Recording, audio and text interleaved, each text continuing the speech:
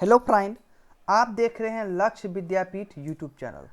मैं आप लोग के लिए प्रतिदिन इंपॉर्टेंट करंट अफेयर का वीडियो लेके आता हूं जो आप लोग को किसी भी सरकारी एग्जाम में काफ़ी ज़्यादा हेल्पफुल होगा। अगर आप लोग वीडियो के लास्ट तक देखते हैं तो इस वीडियो में आप लोग को बहुत ज़्यादा इंपॉर्टेंट प्रश्न कवर कराए गए हैं जो आप लोग को करंट अफेयर का बहुत ज़्यादा इंपॉर्टेंट प्रश्न है इस वीडियो में। तो चलिए बढ़ते हैं आज के पहला प्रश्न की ओर। तो पहला प्रश्न है, राष्ट्रीय वन्य जीव सप्ताह किस तिथि को मनाया जाता है। काफ़ी ज़्यादा इंपॉर्टेंट प्रश्न है। 4 ऑप्शन है आपके पास, 3 से 9 अक्टूबर, 2 से 8 अक्टूबर, 4 से 10 अक्टूबर या 1 से 7 अक्टूबर। राइट आंसर होगा ऑप्शन नंबर बी, इसका राइट होगा 2 से 8 अक्टूबर, इसका जो है सो राइट आंसर होगा। इसका व्याख्या नीचे दिया हुआ है, आइए थोड़ा व्याख्या पढ़ लेते हैं, समझ लेते हैं कि 1954 से प्रति वर्ष राष्ट्रीय वन्य जीव सप्ताह 2 अक्टूबर से 8 अक्टूबर के बीच भारत में मनाया जाता है। काफ़ी ज़्यादा इंपॉर्टेंट प्रश्न है, इस प्रश्न को आप लोग अच्छे से याद रखिएगा। तो इसी तरह जिस तरह व्याख्या दिया हुआ है इस प्रश्न का, नीचे सारे प्रश्न का व्याख्या आपको नीचे लिखा हुआ मिल जाएगा। आप लोग खुद से व्याख्या को पढ़ के समझेंगे तो आप लोग के लिए ज़्यादा बेटर होगा। इसीलिए क्योंकि अगर आप लोग खुद से व्याख्या को पढ़ के समझते हैं तो आने वाले किसी भी एग्जाम में आप लोग को प्रश्न किसी भी तरीके से घुमा फिरा के पूछा जाएगा तो आप लोग को किसी भी तरीके से परेशानी नहीं होगी, आप लोग अच्छे से उसका जवाब दे पाएंगे। इसलिए व्याख्या आप लोग को पढ़ना और खुद से पढ़ना ये काफ़ी ज़्यादा इम्पोर्टेंट है। तो चलिए बढ़ते हैं अगले प्रश्न की ओर। अगला प्रश्न है, किस संगठन ने वस्त्र परंपराओं पर आयोजित अंतर्राष्ट्रीय वेबिनार आयोजित किया है। 4 ऑप्शन है आपके पास, ये भी काफ़ी ज़्यादा इंपॉर्टेंट प्रश्न है, वीवीआई प्रश्न है। 4 ऑप्शन है, भारतीय वस्त्र संघ, दूसरा ऑप्शन है भारतीय वस्त्र उद्योग परिसंघ, भारत व्यापार संवर्धन संगठन और भारतीय सांस्कृतिक संबंध परिषद।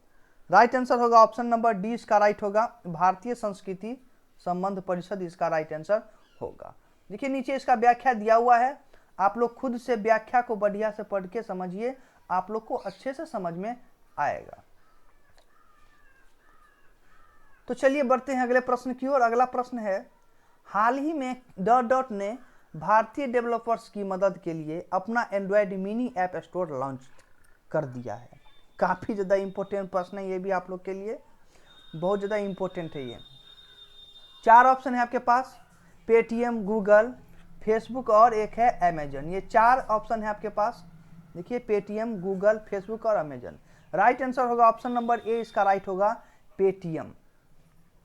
ये व्याख्या नीचे दिया हुआ है आप लोग को, इस व्याख्या को आप लोग बढ़िया से पढ़ के समझिएगा। व्याख्या समझना काफ़ी ज़्यादा इंपॉर्टेंट है आपके लिए। तो चलिए बढ़ते हैं अगले प्रश्न की ओर। अगला प्रश्न है, डॉट एक्सप्रेसवे पर भारत का पहला पशु ओवरपास बनाया जाएगा। ये भी काफ़ी ज़्यादा इंपॉर्टेंट प्रश्न है। 4 ऑप्शन है आपके पास, दिल्ली से पश्चिम बंगाल, अहमदाबाद से मुंबई, दिल्ली से मुंबई, जम्मू कश्मीर से कन्याकुमारी। ये 4 ऑप्शन है आपके पास, जिसमें से इसका राइट आंसर होगा दिल्ली से मुंबई, इसका राइट आंसर होगा। इसका व्याख्या नीचे दिया हुआ है कि दिल्ली से मुंबई एक्सप्रेसवे पर भारत का पहला पशु ओवरपास बनाया जाएगा। ये जो है सो वन्य जीवों के सुरक्षित मार्ग के लिए नीदरलैंड में पशु पुलों की तर्ज पर होगा। ये व्याख्या नीचे है, इस व्याख्या को आप लोग और भी अच्छे से पढ़ के समझिएगा वीडियो को स्टॉप करके। बढ़ते हैं अगले प्रश्न की ओर। अगला प्रश्न है, डॉट ने multi mode hand grenade design किए हैं। ये देख लीजिएगा, काफ़ी ज़्यादा इंपॉर्टेंट प्रश्न है। 4 ऑप्शन है आपके पास, TBRL, ISRO, CISF, NDRF। ये 4 ऑप्शन है आपके पास, जिसमें से आंसर होगा आपका option number A he right होगा, TBRL इसका राइट आंसर होगा।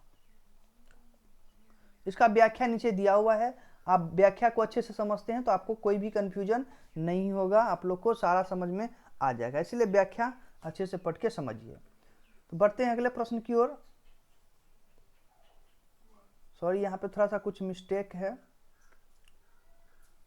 तो 7 नंबर का प्रश्न देखते हैं, अनफिनिश्ड नामक पुस्तक के लेखक कौन है। 4 ऑप्शन आपके पास, काफ़ी ज़्यादा इंपॉर्टेंट है। नरेंद्र मोदी, अरुंधति रे, प्रियंका चोपड़ा, अमिताभ बच्चन। तो काफ़ी ज़्यादा इंपॉर्टेंट है, अनफिनिश्ड नामक पुस्तक के लेखक कौन है। तो प्रियंका चोपड़ा जो है तो इस पुस्तक के लेखक हैं, आप लोग इसको याद रखिएगा। इसका व्याख्या नीचे दिया हुआ है, ज़्यादा बड़ा व्याख्या नहीं है, छोटा सा ये कि अदृष्ट नामक पुस्तक के लेखक प्रियंका चोपड़ा है, तो इसको आप लोग अच्छे से देख लीजिएगा समझ के। अगला है विश्व शिक्षक दिवस की स्थिति को मनाया जाता है, तो ये भी काफ़ी ज़्यादा इम्पोर्टेंट है आप लोग के लिए कि विश्व शिक्षक दिवस जो है सो किस स्थिति को मनाया जाता है। इस टाइप के प्रश्न जो है वो एग्जाम में आते हैं, तो आप लोग इस प्रश्न को देख लीजिएगा। तो इसका राइट आंसर होगा 5 अक्टूबर को विश्व शिक्षक दिवस मनाए जाते हैं। इसका व्याख्या नीचे दिया हुआ है कि क्यों मनाया जाता है, तो ये आप लोग जो है सो अच्छे से पढ़ के इसको समझिएगा और भी ज़्यादा आप लोग के दिमाग में आ जाएगा। ये बढ़ते हैं अगले प्रश्न की। अगला प्रश्न है फिजियोलॉजी या मेडिसिन की खोज के लिए नोबेल पुरस्कार 2020 में किसे सम्मानित किया गया है। ये भी इम्पोर्टेंट प्रश्न है, VVI प्रश्न है। मैंने आप लोग को पहले ही बता दिया है कि मैं करंट अफेयर का वीडियो बनाता हूं जो कि काफ़ी ज़्यादा इम्पोर्टेंट प्रश्न होते हैं, वो मैं आप लोग को वीडियो में कवर कराता हूं। तो आप लोग वीडियो का जितना भी प्रश्न है 9, 10 या 15 जितने भी सारे प्रश्न आते हैं उसको आप लोग अच्छे से देखिएगा, आप लोग का एग्जाम का तैयारी काफ़ी अच्छे तरीके से होगा। तो 4 ऑप्शन है आपके पास, Michael Houghton, Charles M Rice, Harvey J Alter और इसमें से सभी यानी उपरोक्त सभी। तो राइट आंसर होगा ऑप्शन नंबर डी होगा, उपरोक्त सभी इसका राइट आंसर होगा। तो फिजियो इसका व्याख्या नीचे दिया हुआ है, ये देख लीजिए, नीचे भी है व्याख्या, ये इतना सारा व्याख्या है, ये भी है और ये भी है, ये सारा व्याख्या है। इस चीज़ को आप इस व्याख्या को आप लोग अच्छे से पढ़ के समझिएगा, आप लोग को कोई भी कंफ्यूजन नहीं होगा। अगला है फ्रांस और डॉट ने जो हिंद महासागर क्षेत्र के लिए समुद्री निगरानी उपग्रहों का एक समूह लॉन्च करेंगे। तो देखिए 4 ऑप्शन है, अमेरिका, भारत, रूस और इंग्लैंड। तो इसमें से राइट आंसर होगा ऑप्शन नंबर बी, भारत जो है सो इसका राइट आंसर होगा। तो हिंद महासागर क्षेत्र में जो है वो समुद्री निगरानी के लिए भारत और फ्रांस द्वारा संयुक्त रूप से प्रक्षेपित किया जाने वाला उपग्रह का समूह जहाज़ों से होने वाले तेल के अवैध रिसाव का पता लगाने में सक्षम होगा।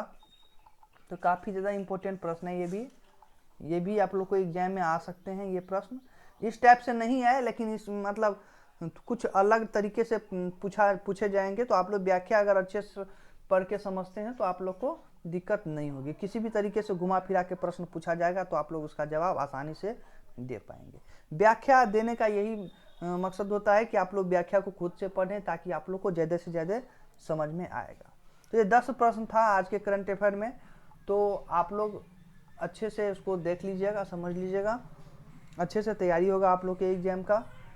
तो चलिए मिलते हैं फिर कल के करंट अफेयर में के वीडियो में, तब तक के लिए धन्यवाद।